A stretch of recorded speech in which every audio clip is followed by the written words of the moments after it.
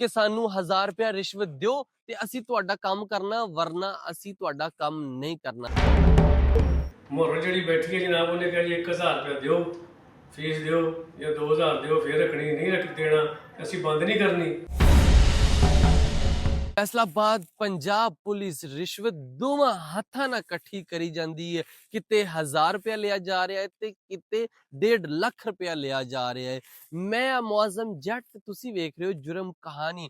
अज दी कहानी दे विच एक lady मुहर्रर police एहलकार जिन्ने अपने पेटी भाई पुलिस ASI कोलों जनाब 1000 तो 2000 रुपए दी डिमांड रख दी कि सानू 1000 रुपया रिश्वत दियो ते असी तुहाडा काम करना, वरना असी तुहाडा काम नहीं करना।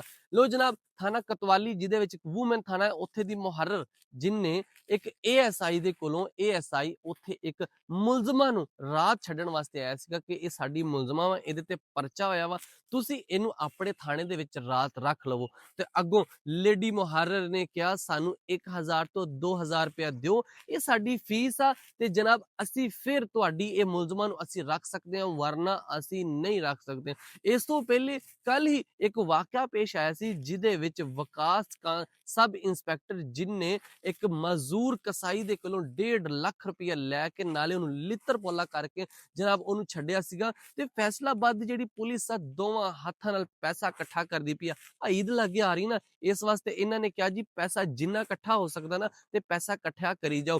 हुण असी गल करदे हां RPO फैसलाबाद सुहेल अहमद सुखेरा साहब ਜਦੋਂ फैसलाबाद आए सी उन्होंने ने कहा गया सीगा रिश्वत लैण वाला ते रिश्वत देण वाला दोवें जहन्नमी होणगे। ते जनाब उन्होंने ये कहा सीगा कि मेरी रेड लाइन होएगी, जेड़ा बंदा रिश्वत लैंदा फड़िया गया मेरे कोल ना आवे, सीधा घर जावे। ते सर हुण मैं तुहानू दो बंदे जेड़े जाहिर कर दिते आ, एक सब इंस्पैक्टर वकास और दूसरी ए बीबी जिन्ने डिमांड रख दी सी एक तो 2000 रुपया दियो ते तुहाडा काम करना वा, वरना काम नहीं करना। हुण वकास साहब नूं हुण सर तुसीं नौकरी तो कढ दे जे या घर भेज दे या नहीं भेज दे, सर तुहाडा फैसला होएगा।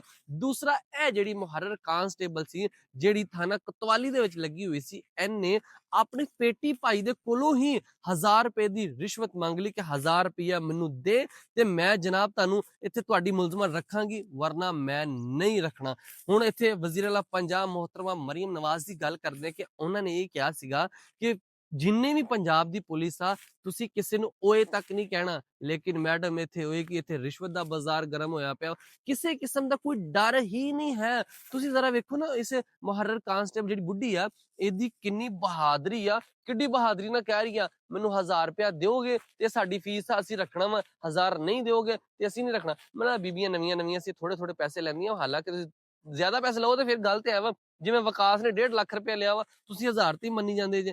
खैर ASI ने जनाब उन्हां दी वीडियो बना के सोशल मीडिया ते पा दित्ती और उन्हें कहा कि मैं आला अफसरान नूं असी दसांगे कि असी ते पैसे लैणे छड्ड दित्ते आ, लेकिन हुण ये जेहड़ियां बुड्ढियां वा इन्हां ने पैसे लैणे शुरू कर दित्ते आ। अगों मुहर्रर कांस्टेबल जेहड़ी बुड्ढी सीगी उन्हें कहा गया सीगा कि सानू नहीं रोकिया तुहानू रोकिया वा, असी ते पैसे लैंदे पे आ। तुसी वेखो कि फैसलाबाद दी जेहड़ी पुलिस आ रिश्वत दोवां हत्थां नाल इकट्ठी करी जांदी आ। हुण इन्हां ते तगड़ा एक्शन किदों लैंदा, केड़ा एक्शन लैंदा वा या एक्शन होंदा या नहीं होंदा असी ये वेखांगे। लेकिन फैसलाबाद दी जेहड़ी पुलिस है ना दोवां हत्थां नाल पैसा इकट्ठा करदी पई है। ईद लागे आ रही है, बच्चों नूं कपड़े भी लैके देने आ। हुण असी वेखांगे कि जनाब RPO साहब इहदे ते एक्शन लैंदे आ, CPO साहब एक्शन लैंदे आ या IG पंजाब इहदे ते एक्शन लैंदे आ। इंज दीयां कहानियां तुसी वेखदे रहोगे साडे इस पेज ते तुहाडी भी कोई कहानी होएगी तुसी नीचे एक WhatsApp नंबर चल रहा है, ਉਹਦੇ ਤੇ ਰਾਬਤਾ ਕਰੋ ਤੇ ਤੁਹਾਡੀ ਕਹਾਣੀ ਵੀ ਅਸੀਂ ਇਸ ਤਰ੍ਹਾਂ ਔਨ 에ਅਰ ਕਰਾਂਗੇ।